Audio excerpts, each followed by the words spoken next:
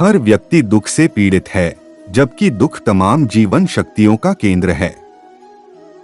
यह न हो तो जीवन के औचित्य पर प्रश्न खड़ा हो जाए। दुख ही जीवन से विमुख करने वाली तमाम परिस्थितियों का कारण भी है। जीवन की सारी शक्तियां दुख के अनंत सागर में चक्कर लगाती दिखती हैं और मनुष्य इस वचक चक्र में फंसा है।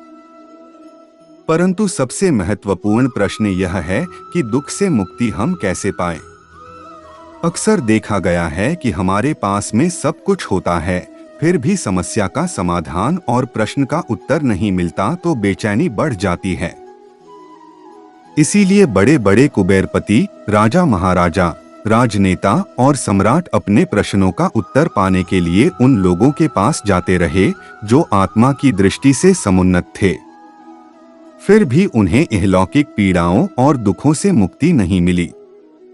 जीवन बना ही दुखों से है, जीवन मात्र ही दुख है। जन्म लेना दुख है, रोग दुख है, जरा दुख है, मरण दुख है, प्रिय से बिछड़ना दुख है, अप्रिय से मिलन दुख है, इच्छाओं का पूरा न होना दुख है, अधिक साधन सुविधाओं में रहना दुख है, सफलता न मिलना दुख है, अधिक सफलता मिलना दुख है, अभाव होना दुख है, अधिक धन का होना दुख है, सत्ता का होना दुख है, जीवन का हर क्षण दुख है, दुख ही है और कुछ भी नहीं है। दुखों की उत्पत्ति के कारणों की खोज लंबे समय से हो रही है, जबकि घोर पीड़ा एवं दुखों का उद्भव सदा ही रहस्यपूर्ण रहा है। उसकी अनुभूति स्पष्ट होती है, किंतु उसका अंकुर कब, कहां और कैसे फूटा, यह हमें पता ही नहीं चलता। हम ही सुख और दुख के कर्ता हैं, दूसरा कोई निमित्त नहीं बन सकता। एक आदमी गाली देता है, सामने वाला दुखी हो जाता है। लेकिन ऐसे आदमी भी हैं जो गाली देने पर कोई ध्यान नहीं देते या हंसकर टाल देते हैं। उन्हें गाली का दुख नहीं व्यापता। संतों और साधकों का इतिहास हमारे सामने है। लोग उन्हें गाली देते रहे और वे मुस्कुराते रहे। दुख को सुख में बदलने का यही प्रभावी मार्ग है। खलील जिब्रान ने कहा भी है कि जब तुम दुख से भर जाओ तो अपने दिल की गहराइयों में उतरकर देखो, शायद उल्लास का कोई बड़ा कारण वही हो जिसके लिए तुम रो रहे हो। अक्सर हम समस्या का समाधान बाहर खोजते हैं, जबकि वह किसी स्कूल या कॉलेज में नहीं, सजे हुए बाजारों में नहीं मिलता। उसे अपनी स्वयं की साधना एवं विवेक से अर्जित करना होता है। बुद्धि और विवेक किराए पर नहीं मिलते। मिल भी जाएं तो अपने काम नहीं आते। बड़ी प्रसिद्ध कहावत है, ईश्वर उनकी सहायता करता है जो स्वयं अपनी सहायता करते हैं। ध्यान रखिए कि छोटे छोटे कदम रखकर एवं सोच को बदलकर दुख दूर किए जा सकते हैं। धीरे धीरे बढ़ते हुए सुख के विशाल पर्वतों के शिखर पर पहुंचा जा सकता है। चाहे हम किसी प्रियजन की मृत्यु, दिल टूटने के दर्द या करियर के अंत से जूझ रहे हों, नुकसान असहनीय महसूस हो सकता है। लेकिन दुख जीवन का एक स्वाभाविक हिस्सा है जिसकी जड़ें हमारे विकासवादी इतिहास में गहरी हैं। दुख मस्तिष्क में शुरू होता है, लेकिन इसका प्रभाव पूरे शरीर पर पड़ता है।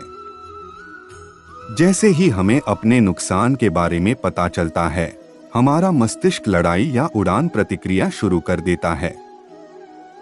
यह बढ़ी हुई स्थिति हमारे अंगों और शारीरिक कार्यों पर अतिरिक्त तनाव डालती है और हम आमतौर पर इसे कुछ मिनटों से लेकर 48 घंटों तक अनुभव करते हैं। लेकिन शोक के बाद लड़ाई या उड़ान प्रतिक्रिया का प्रभाव महीनों तक जारी रह सकता है। वर्षों बाद भी हमारे नुकसान की याद दिलाए जाने से प्रतिक्रिया फिर से शुरू हो सकती है। शुरुआत में हम जो खो चुके हैं उसके लिए तरसते हैं, जिसने हमें अपने समूह के लापता सदस्यों की तलाश करने के लिए प्रोत्साहित किया होगा।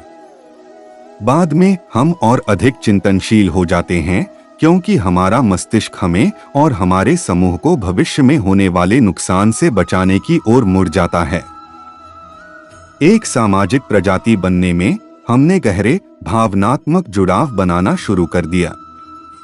अपने स्वभाव से इन रिश्तों को सार्थक होना होगा। दुख के दर्द को दूर करने के लिए हमें प्यार करने की अपनी क्षमता को भी छोड़ना होगा। कहा गया है, दुख दूरन का बंधो है नहीं कोई उपाय। शुभ भाव को लाइए तो दुख कभी न पाए। यदि शुभ भाव रखेंगे, अपने आप को खुश अनुभव करेंगे तो दुख प्रवेश कैसे करेगा। बाकी उपायों से दुख दूर नहीं होता। दुख दूर करने के लिए सहन रखने की क्षमता रखना चाहिए ताकि जीवन का कल्याण हो सकता है। सकारात्मक सोच वाला व्यक्ति दुर्भाग्य को भी सौभाग्य में बदल देता है। अगर आपकी सोच नकारात्मक है, आप साधु भी बन जाएं तो आनंद नहीं मिलेगा। दुख को सुख में सकारात्मक सोच के जरिए ही बदला जा सकता है। सकारात्मक सोच जितनी प्रभावी होगी, हम उतने ही साधना के पात्र बनते जाते हैं। ना करें। पढ़ाई और साधना से आने वाली पॉजिटिव सोच आपकी जिंदगी बदल देगी। साधना के लिए 3 बातें जरूरी हैं: सकारात्मक सोच, गुणात्मक दृष्टिकोण और विधिपरक आचरण। ये 3 बातें जिसमें आ जाती है, वो साधना के लायक बन जाता है।